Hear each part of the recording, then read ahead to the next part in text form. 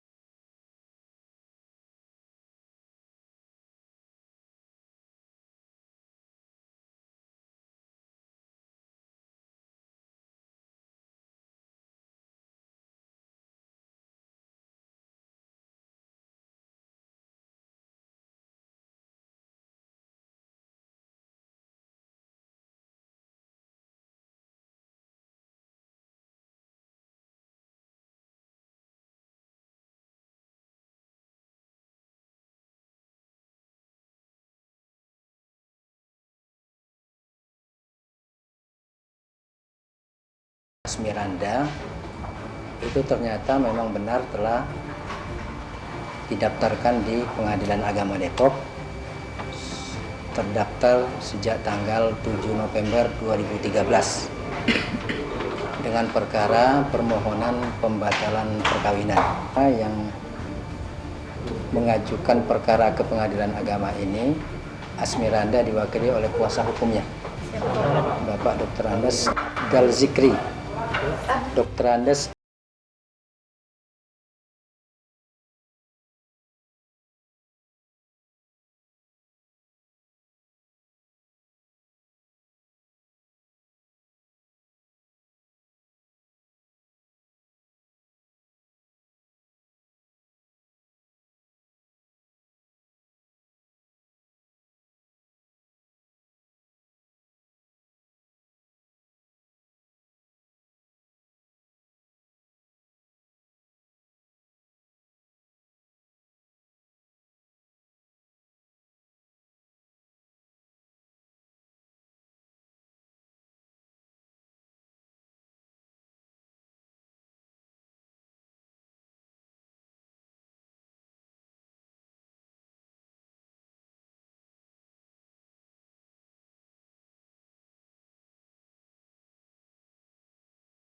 kan bisa-bisa saja. Nah, alasan-alasan apa saja yang bisa dijadikan sebagai alasan untuk mengajukan pembatalan perkawinan itu dijelaskan dalam pasal 27 itu, 27 ayat 1, 2, dan 3 Undang-Undang Perkawinan tahun 74. Jadi secara normatif memang diatur mengenai permohonan pembatalan perkawinan.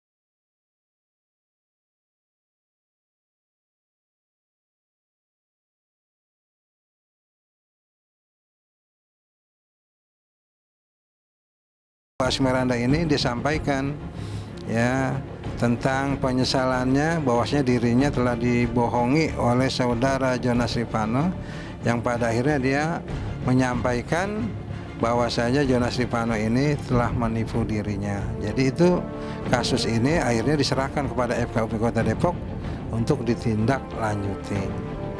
Kan dari dari surat pernyataan itu sudah jelas bahwa kita sangat kecewa dengan pernyataan dia, dan kita mohon biar dia bisa minta maaf semua ucapan dia melalui media, minta maaf kepada umat semua. Kita datang kemari untuk melaporkan Jonas Rivanno masalah pelecehan terhadap agama Islam. Kita nunggu dari jam 11 sampai maghrib. Ternyata jawaban dari pihak Polres Depok bahwa ini bukan wewenang mereka, tapi ini wewenang dari pihak Polres Bogor. Dan itu hasil pengecekan pihak Kasat Reskrim bahwa kejadian ini bukan di Depok, walaupun fakta-fakta yang ada, bukti-bukti yang ada, yang baik tertulis semua itu yang tanda tangan dari Jonas itu ada di Depok. Tapi ada satu hal pasal yang ini harus diproses melalui Polres Bogor.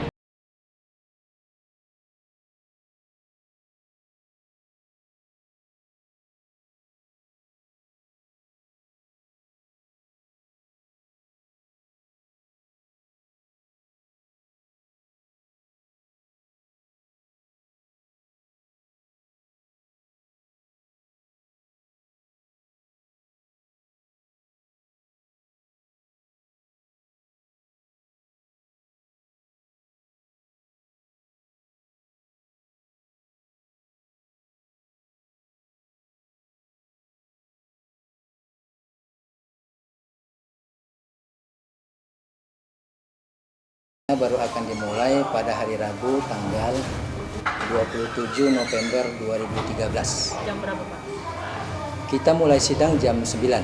Biasanya proses persidangan itu akan diawali atau didahului kalau para pihak hadir ya. Kalau para pihak hadir pada persidangan pertama itu akan didahului dengan proses mediasi. Itu terkait dengan Perma nomor 1 tahun 2008.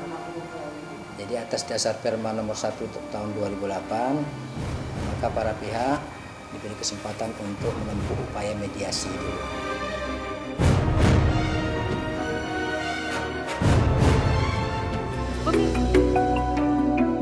Pemirsa, meninggalkan polemik rumah tangga Asmiranda dan Jonas Rivanno, inilah kisah Pipik Dian Irawati yang melewatkan ulang tahunnya yang ke-36 tanpa adanya almarhum suami tercinta Ustadz Jeffrey Al-Bukhari.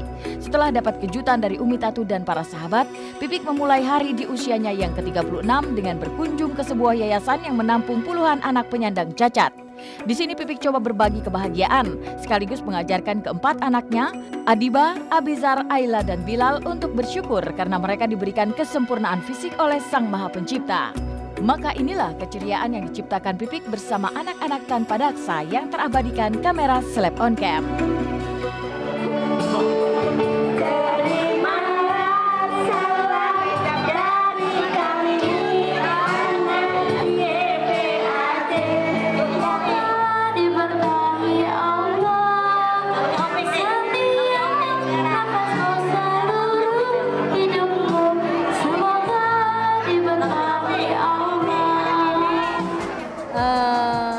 Masih dikasih kesempatan sama Allah, diberikan nikmat di usia yang 36 tahun ini, berbagi kebersamaan aja sebenarnya sama anak-anak di Yayasan Panti Anak Cacat ini.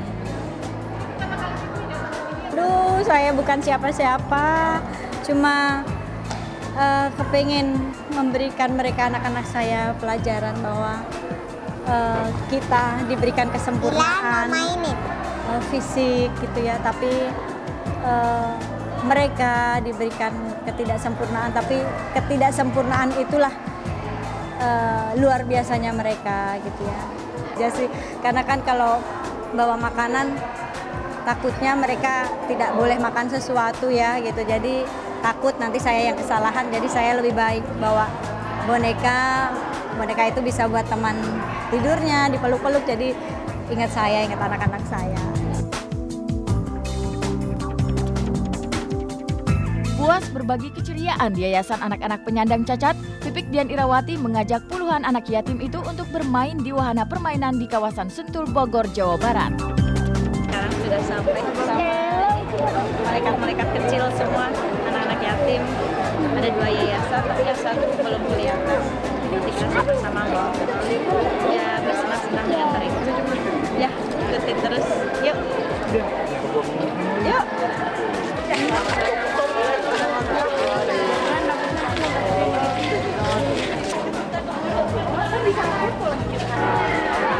Ini di belakang ini mereka anak-anak lagi cari fosil-fosil. Seru banget. Bisa nggak saya pakai ininya?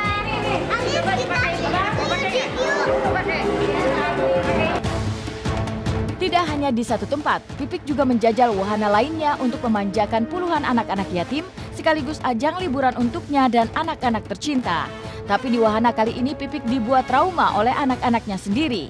Dengan bujuk rayu anak-anaknya, Pipik akhirnya memberanikan diri untuk menjajal permainan yang memancing adrenalin. Dan bukan keseruan yang ia dapatkan, tapi justru ketakutan.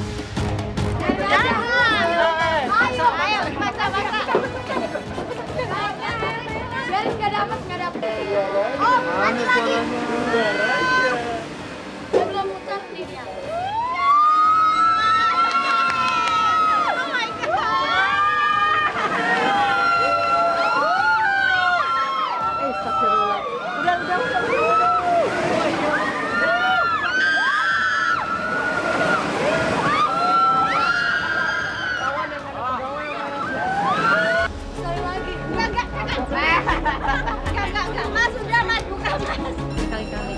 Aduh nggak deh, saya mau udah cukup. Ke rumah hantu. Nggak ngeliat nih panas dingin. Rumah hantu. Berasanya mau ini kayak mau jatuh gitu.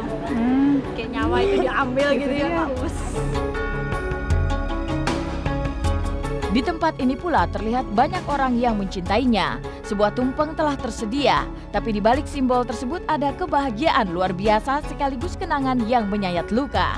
Pipik mendapat kado istimewa berupa mikrofon. Dengan ini pula ia bisa menggunakan mic sendiri saat berdakwah di berbagai tempat.